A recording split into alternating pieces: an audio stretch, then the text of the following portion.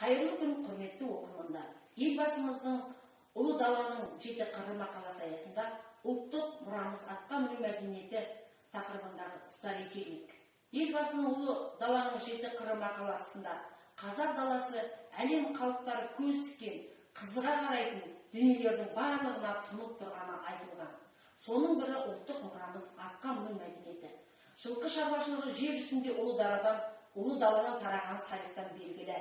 Ұлы даланың жеті қыры әлем халықтары қызыға қарайтын дүниелерге бай. Елбасының мақаласында қазақ даласы жайлы жақсы айтылған. Соның бірі ұлттық мұрамыз атқа міну мәдениеті.